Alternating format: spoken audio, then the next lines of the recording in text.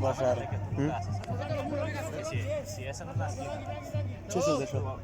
Tambore. Ha? De la Vallecas, joacă meci. Rayo. Rayo Vallecano. Celta.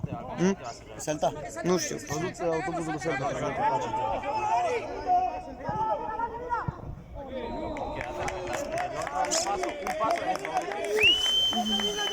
En una esquina obviamente no le vas a ganar en velocidad porque no te vas a ir.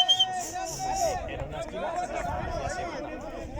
Cum se vede că nu sunt eu în echipă. Te dai seama. Știi, m-am lăsat de fotbal așa de serios. Așa-i? Nu mai Trebuie să faci măcar deporte, tio, puțin. Păi asta e ideea.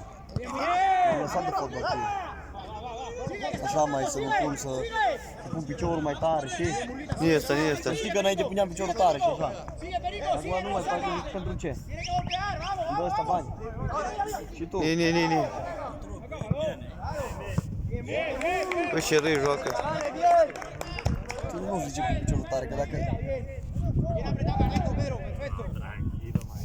Nu dă peste. Ni în cap i-a dat. Nici nu se uită.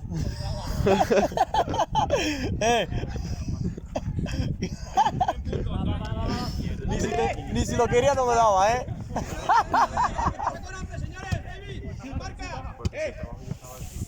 Apretamos un poquito.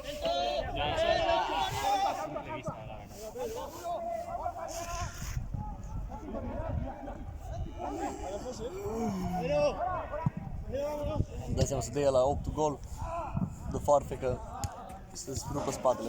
Am băgat de Chilen acum o lună. Și eu am băgat de aici la Petru Cine. Dar de nu mai joc de așa ce. Nu minți-mă că tu n-ai băgat de Chilen aici. Ia întreabă pe Petru după aia. Nu întrebăm? Am băgat de Chilen, am băgat de tiro libre. O, de tiro libre de câte ori am băgat. Nu am băgat. N-am fost multe meciuri aici, înainte, când așa, n-aveam chef și așa. Eu după meci de la Atletico Madrid mergeam. Anul ăsta cred că iar îmi dă. Ha? Anul ăsta cred că iar îmi dă balon de oră. Iei și le vinzi. Da? În România. Nu balon de oră, ia și vinzi. Prostilele. Păi acum am băgat dublu de goluri ca anul trecut. Câte ai? Păi 10 am avut în 6 ultime meciuri numai. Ia câte meci? Hă? Sunteți pe locul 3, eu am câștigat campionatul cu Petru, voi nu? Da, păi nu avem echipă, tio. Ce echipă aveam înainte, tio, asta e. De-aia spun, acum nu avem echipă. Tu uite-te pe Facebook, ce echipă aveam. Cu Christopher, cu fraierul ăla. Da, acum nu e echipă. Cubre, Carlos, cubre. Nu este, Bien llegado, brother. Vale, no pasa nada. Falta, venga, si no pasa nada, Carlito, va, balón, Carlos, balón. Venga, olvídate. Să aruncă mă țapă. Îl omora. Da. Capul meu.